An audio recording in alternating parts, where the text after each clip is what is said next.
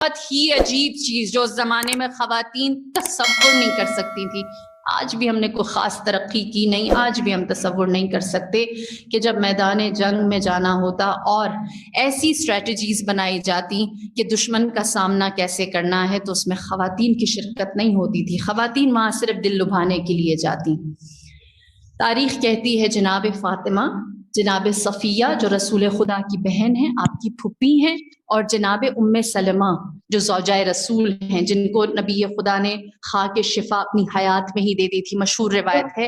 یہ وہ 3 خواتین ہیں جنہوں نے 9 کے 9 غزوات میں شرکت کی ہے، نبی کے ساتھ دو بدو کھڑی ہوئی ہیں. اور جناب صفیہ کی شجاعت اس حد تک ہے تو جناب صفیہ ان خواتین، وہ واحد خاتون تھی جو نیزہ لے کر آ کر کھڑی ہو گئی اور فرمایا کسی کو میں نبی کے قریب آنے نہیں دوں گی.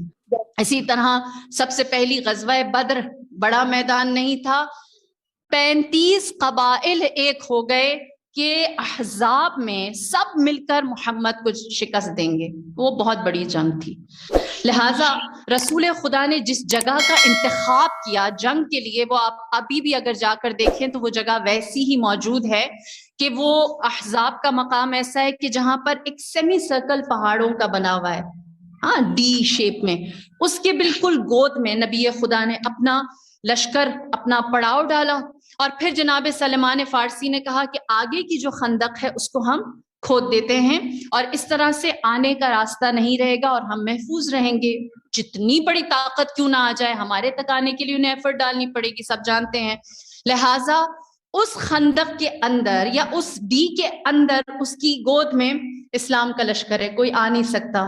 اس کا مطلب کیا ہے؟ کوئی جا بھی تو نہیں سکتا. ہاں، مسلمان وہاں موجود ہیں.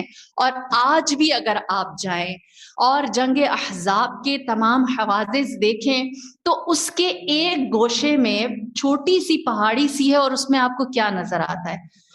وہ جگہ آج بھی موجود ہے جہاں سجدہ گاہ فاطمۃ الزہرا موجود ہے. بی بی وہاں پر موجود تمام خواتین کے حوصلوں کو بلند رکھتی کہ اگر کسی بھی طریقے سے استقامت کی ضرورت ہوئی تو ہم مردوں کے برابر کھڑے ہیں.